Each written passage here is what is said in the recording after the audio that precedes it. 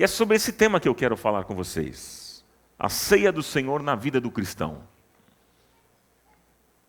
1 Coríntios, capítulo 11, verso 23. Um texto tão conhecido nosso, que trata sobre este assunto.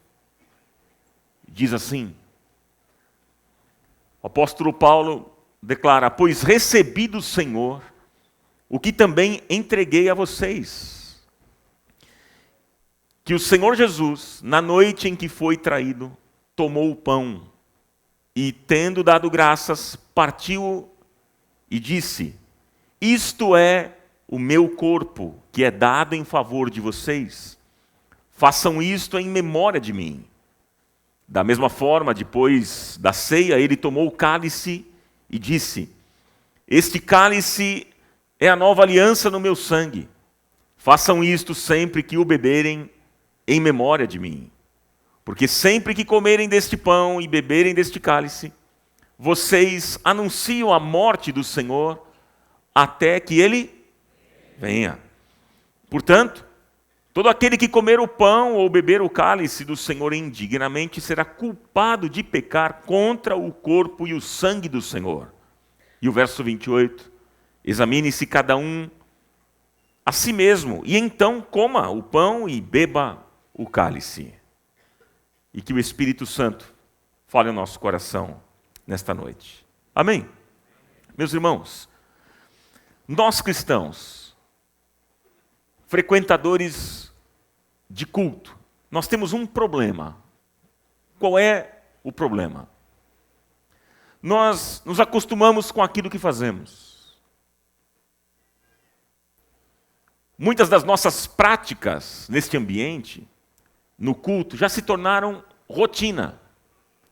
Então, nós conhecemos os cânticos, nós sabemos como devemos orar, como ofertar, abraçamos os irmãos como fizemos agora há pouco, ouvimos uma palavra, enfim, nós já nos acostumamos com toda essa dinâmica do culto. Não é verdade, irmãos? Sim ou não? E em relação à ceia do Senhor, não é diferente, porque parece que ela também se tornou uma rotina para muitos de nós. Quantas vezes participamos deste momento de maneira automática e olhamos para esse momento como apenas mais uma atividade do culto? Parece que a gente participa desse momento sem um entendimento claro.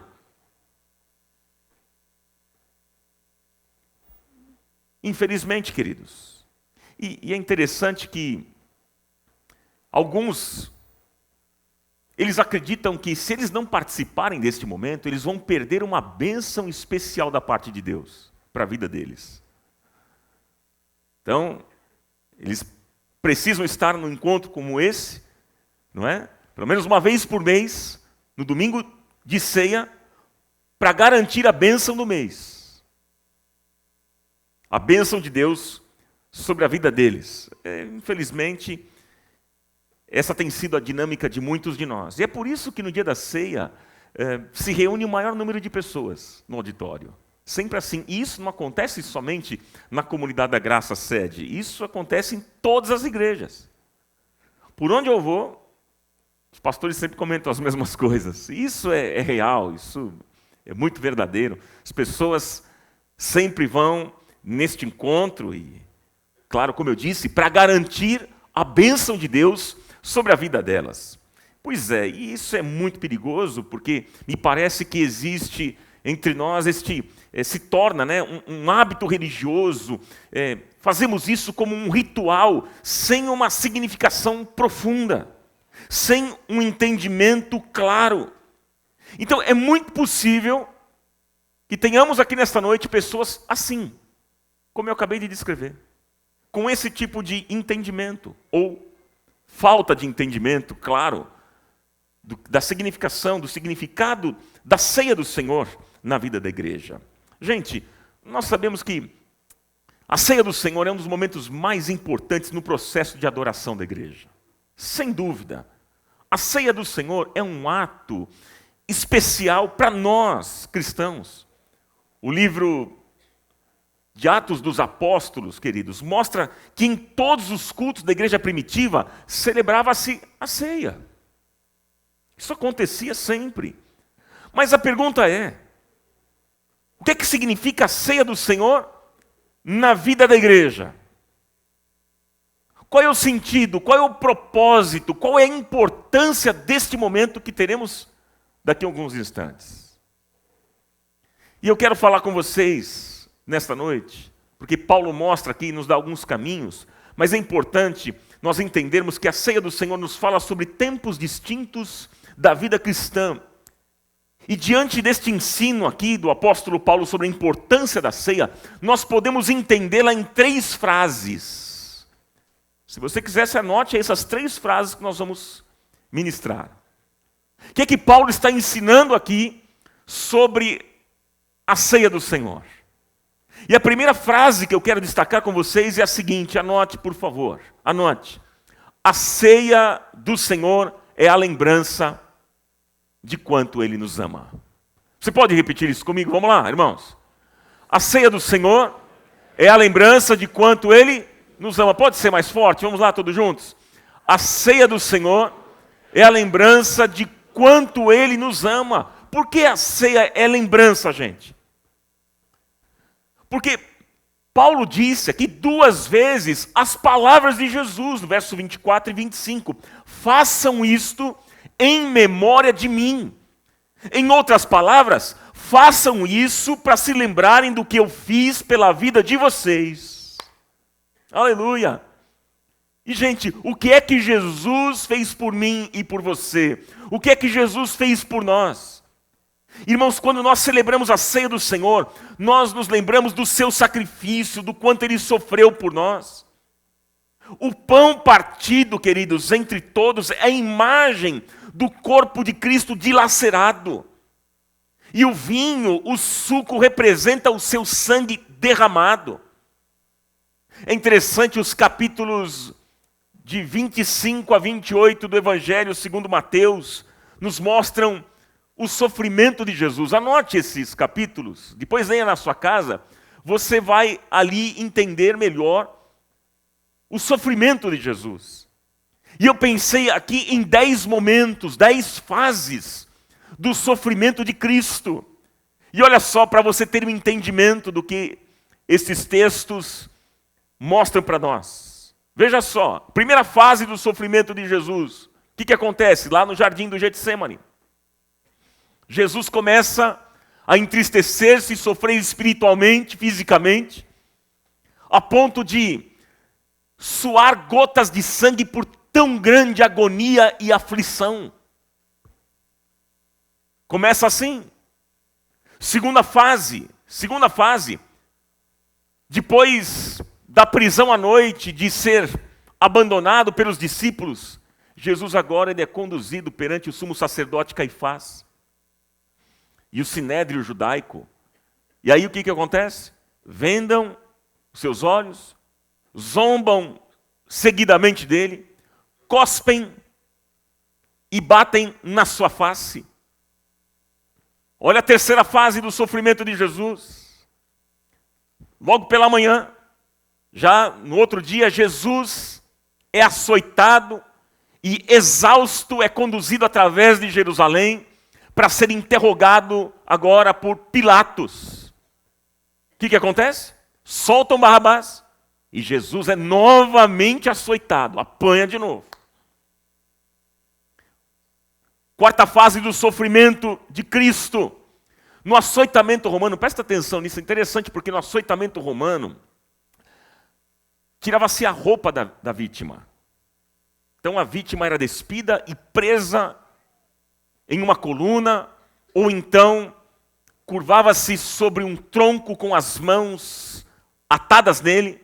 E o instrumento, gente, o instrumento de tortura consistia num cabo de madeira no qual estavam presas várias tiras de couro com pequenos pedaços de ferro ou osso presos nas pontas. Imagina só isso. E os golpes, então, eram aplicados nas costas das vítimas por 2 carrascos. Os cortes eram tão profundos, mas tão profundos, que apareciam as veias, as artérias e até mesmo certos órgãos internos. E muitas vezes a vítima não resistia e ela morria durante o açoitamento. Continuando agora a 5ª fase, o que acontece? Desamarraram as mãos de Jesus e o puseram entre a tropa romana. Os soldados colocam uma capa sobre ele, um caniço em sua mão e uma coroa de espinhos em sua cabeça. Os soldados que estavam ali escarnecem dele, batem em seu rosto e na sua cabeça, fazendo os espinhos penetrarem profundamente no couro cabeludo. Continuando, vem uma 6ª fase. Você está conseguindo observar o sofrimento de Jesus? Sim ou não? 6ª fase do sofrimento de Cristo. Agora, levando aquela pesada cruz no ombro, Jesus lentamente inicia a caminhada em direção ao Gólgota. Gente, o peso da cruz, somado ao seu esgotamento, o faz se prostrar. Jesus cai, ele esforça-se para levantar-se, porém ele não consegue. Vem a 7ª fase, no Gólgota. Deitam Jesus agora sobre a cruz e nela cravam seus braços e pés. Gente, a crucificação era o tipo de morte mais cruel, mais terrível naqueles dias. 8ª fase. Cheio agora de ferimentos e coberto de sangue, Jesus vira um espetáculo, né? Para o povo que assiste aquele momento, que assiste aquele ato. As dores terríveis. Por ficar várias horas naquela posição, gente. Naquela posição horrível, os braços estão ali cansados, afadigados, sente grandes cãibras nos músculos e rasga-se a pele das costas. Olha a situação, irmãos, de Jesus. Aí surge uma dor insuportável no peito de Jesus, causada pela compressão dos fluidos no coração. E então ele sente uma sede abrasadora, e está consciente, completamente consciente do escárnio e sofrimento. Vem a 9ª fase do sofrimento de Cristo. Jesus agora está sozinho. Vem a solidão, Jesus está só. Ele experimenta, meus irmãos, a separação de Deus Pai ao assumir os pecados de todos nós aqui, ó. Ao assumir os pecados de toda a humanidade. Gente, esta é a maior tristeza, angústia e dor que Jesus sente. E por fim, a 10ª fase do sofrimento de Jesus. Ele profere então as suas últimas palavras, bradando em alta voz, e ele diz: está consumado. O que é que ele diz, irmãos? Está consumado. Queridos, o sofrimento de Jesus no final da sua vida é algo indescritível. E aí a gente pergunta: e por que tudo isso? Por que tudo isso? E a resposta é: foi por mim, foi por você, foi por cada um de nós. Louvado seja o nome do Senhor. Porque Deus amou o mundo de tal maneira que deu o seu Filho unigênito, para que todo aquele que nele crê não pereça, mas tenha a vida eterna. Louvado seja o Senhor. Você pode aplaudir bem forte nessa noite?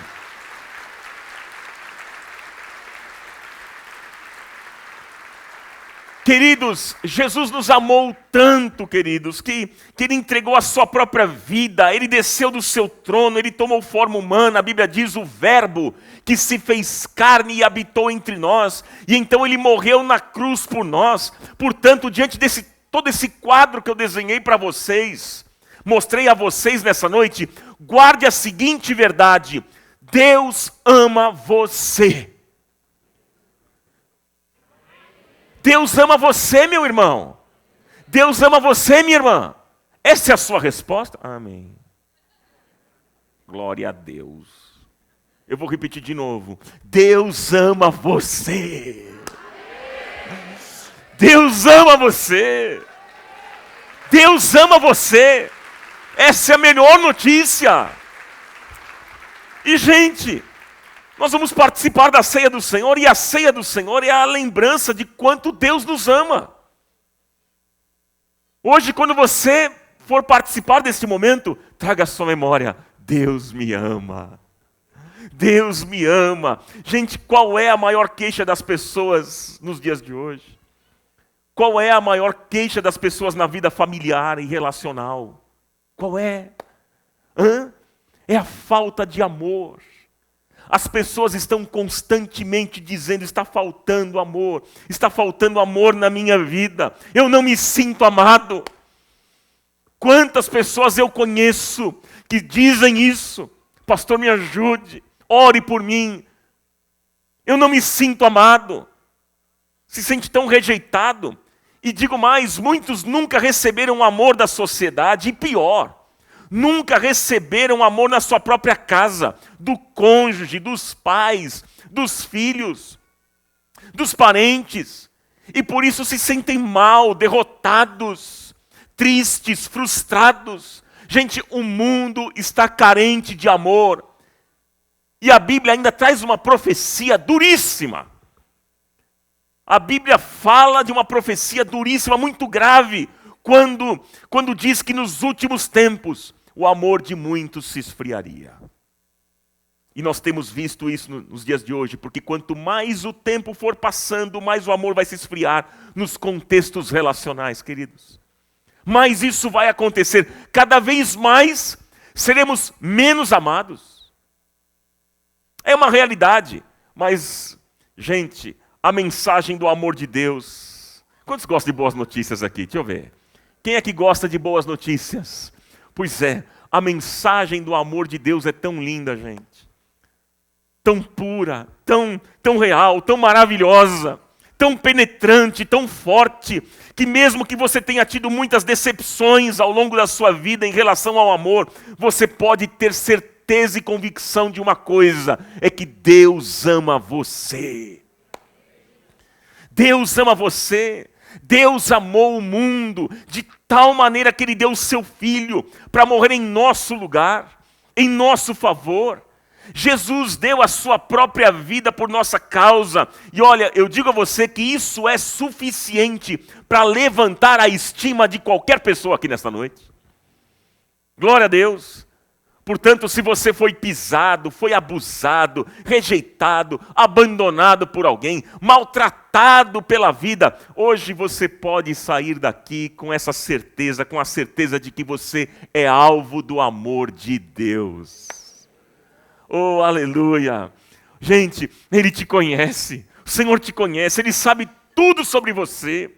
Ele conhece o seu deitar, Ele conhece o seu levantar, Ele conhece as suas palavras até mesmo antes de serem ditas. Ele conhece os seus pensamentos até mesmo antes de serem pensados.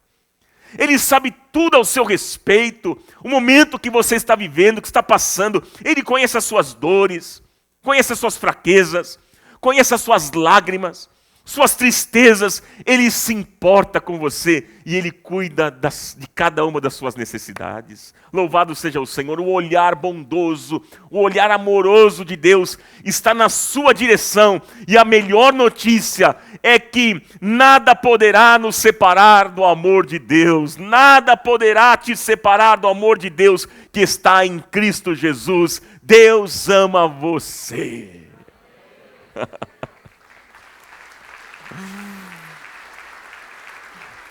Deus te ama. Dê essa boa notícia para alguém. Fala: Deus ama muito você, meu irmão. Deus ama muito você, minha irmã. Dê essa boa notícia. Quando formos participar daqui a pouco da ceia do Senhor, vamos trazer a memória. Deus me ama. Deus me ama. Segunda frase que eu quero deixar ao seu coração. Anote aí, por favor. Segunda frase. A ceia do Senhor é uma experiência da presença de Deus. Vamos repetir juntos, irmãos, para a gente guardar bem? Vamos lá? A ceia do Senhor é uma experiência da presença de Deus. Gente, a ceia mostra para nós o quanto o Senhor está presente. E presente em nossa vida. E diante disso, eu quero ver com vocês aqui 4 realidades da presença de Deus em nossa vida. 4 realidades.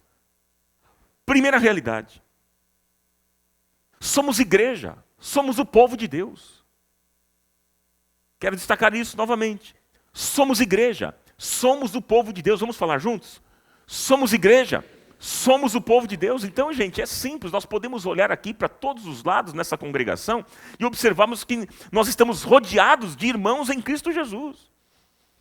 Essa pessoa que está à sua direita e à sua esquerda é seu irmão, é sua irmã em Cristo. É sim, nós somos irmãos, por quê? Porque nós somos gerados pelo mesmo Pai. Fomos gerados pelo mesmo Espírito. E agora nós nos tornamos um só corpo. Nós somos o corpo de Cristo. Nós somos o quê, irmãos? O corpo de Cristo. Então, gente, olhar a igreja é perceber a presença de Cristo na terra. Sim, e neste momento, nós aqui, reunidos, somos a imagem do corpo de Cristo neste mundo. Essa é a primeira realidade. Segunda realidade é o conforto do Espírito Santo. Qual que é a segunda realidade, irmãos? Conforto do Espírito Santo. Gente, como nós temos problemas, nós enfrentamos lutas e dificuldades. Quantos aqui estão vivendo dificuldades, problemas na vida? Deixa eu ver. Levante a mão, por favor. Olha só. Enfrentamos, e a vida é assim. A vida é assim. A gente resolve uma questão, surge outra. E às vezes surge até mais. A gente resolveu uma, mas surgem mais 2 problemas, 3, 4. Não é assim, irmãos? A vida é isso. Porque se cumpre aquilo que Jesus disse. O próprio Jesus declarou. No mundo, 3 aflições. Jesus disse isso. Mas Jesus também nos conforta, dizendo que Ele está conosco todos os dias, até a consumação dos séculos. E a presença de Jesus faz toda a diferença, irmãos. A presença de Jesus faz toda a diferença. E então Ele nos deixou o Consolador, que é o Espírito Santo de Deus. Então, quando você está ali, está triste, está sozinho, está abatido, está em lágrimas, decepcionado, o Espírito Santo te consola, Ele te anima, Ele te renova, Ele te levanta, Ele te fortalece e te abençoa em meio às lutas e dificuldades da vida. Todos podem te abandonar, mas você tem a certeza de uma coisa, que o Senhor jamais vai te abandonar. Ele nunca vai te deixar. Você não está sozinho, meu irmão. Você não está sozinha. E a presença dele será sempre constante em nós e entre nós. Aleluia. Inclusive, a boa notícia é que o Senhor está aqui conosco nesta noite. A pessoa mais importante deste lugar, a pessoa mais importante, o qual todo joelho se dobrará e toda língua confessará que Ele é o Senhor, está aqui nesta casa e merece honra, glória, louvor e o nosso melhor aplauso. Levante a sua alegria, júbilo. Ele é o Rei dos Reis. Ele é o Senhor dos Senhores. Terceira realidade, anote aí por favor. Terceira realidade, o cumprimento da nossa missão. Você pode dizer isso comigo? Vamos lá. Cumprimento da nossa missão.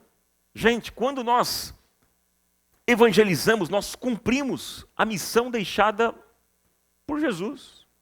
Qual é a missão da igreja? Qual é a missão da igreja? Pregar o evangelho, fazer discípulos. Qual que é a missão da igreja, irmãos?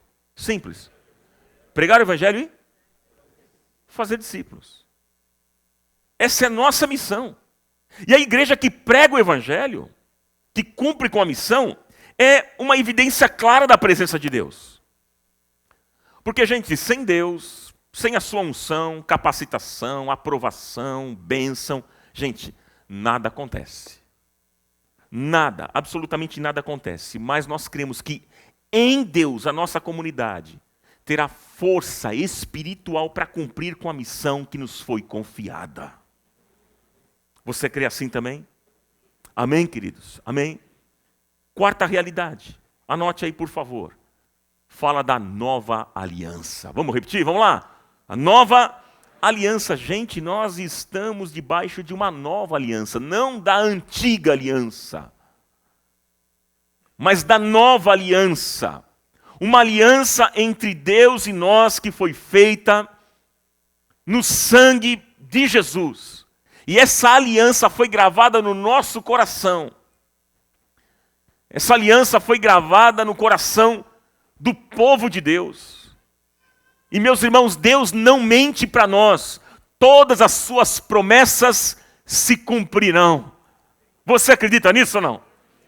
Todas as promessas de Deus vão se cumprir. Por quê? Porque Ele não é homem para mentir, nem filho do homem para se arrepender. Se Ele falou, vai acontecer.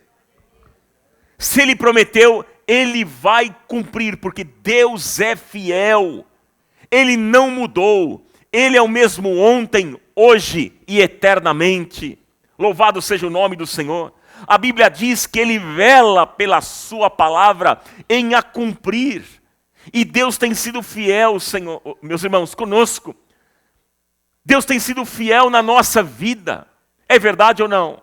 Ele tem cuidado de cada um de nós. Todos nós aqui nesta noite podemos testemunhar sobre o cuidado de Deus para conosco. Ah, queridos irmãos, louvado seja o nome dEle. E na ceia, então, nós somos levados a esta visão.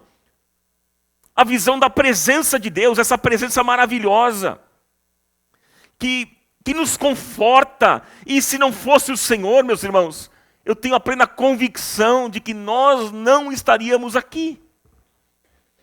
Nenhum de nós. É essa presença maravilhosa, meus irmãos, que nos sustenta e nos faz lembrar que nós somos um povo mais que vencedor em Cristo Jesus. Esse é o segundo ensinamento do apóstolo Paulo sobre a ceia. E aí vem o terceiro ensinamento, terceira frase sobre a ceia. E a ceia do Senhor nos dá uma certeza do futuro.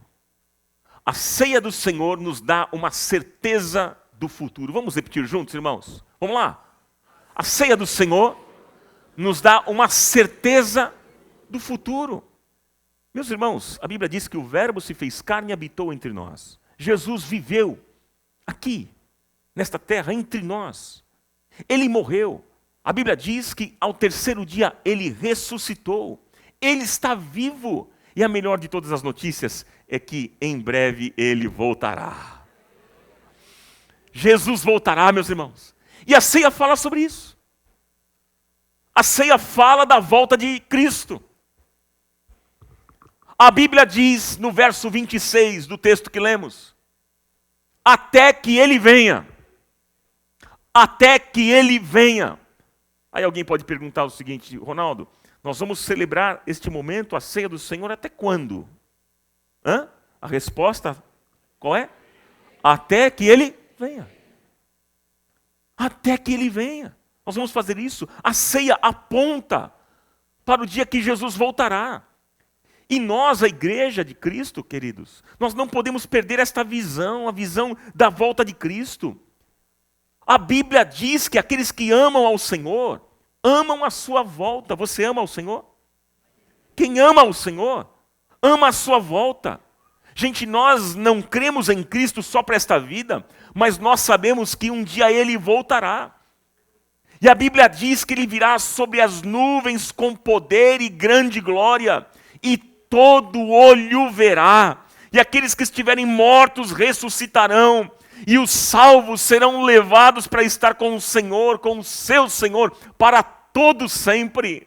Aleluia! Ele será o nosso governante, Ele será o nosso sol, Ele será o nosso alimento, Ele será a nossa vida, Ele será o nosso sustento. E haverá, meus irmãos, uma nova dimensão de existência, onde não haverá mais choro, não haverá pranto, não haverá dor, não haverá lágrimas, não haverá sofrimento, não haverá doença, não haverá morte, e nós viveremos eternamente com o nosso Senhor, louvado seja Ele.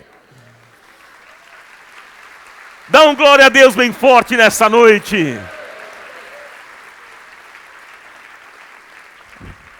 Então, gente, participar da ceia do Senhor é motivo de júbilo. Júbilo. Não pode ser com tristeza. A gente não pode hoje tomar a ceia lamentando, comendo pão, tomando suco. Não. Não podemos fazer isso lamentando, chorando, não. A ceia é uma pregação dramatizada. É uma palavra de fé, de certeza, de convicção, de esperança.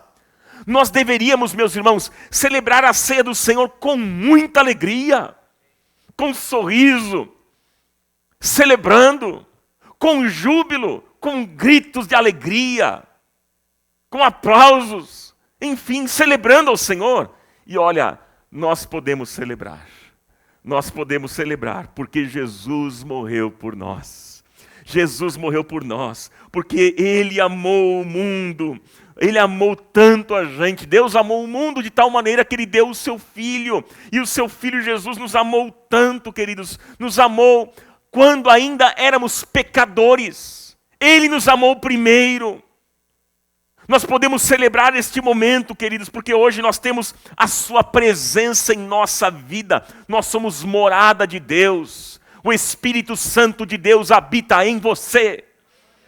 Habita em você. Podemos celebrar este momento porque Deus fala conosco todos os dias através da sua palavra. Toda vez que a gente abre a palavra, Deus fala conosco. Louvado seja o nome dele. A palavra tem um nome e o nome é Jesus Cristo. Louvado seja o nome dele. Podemos então celebrar, podemos nos alegrar, porque ele é o nosso amigo, é um amigo fiel, é um amigo que nunca nos abandona. E podemos celebrar este momento com alegria, porque o Senhor nos dá a certeza da vitória no futuro, a certeza de que Ele voltará e levará a sua igreja. Portanto, nesta noite, com muita alegria, alegre-se no Senhor e celebre com um forte aplauso nesta noite. Celebra com alegria.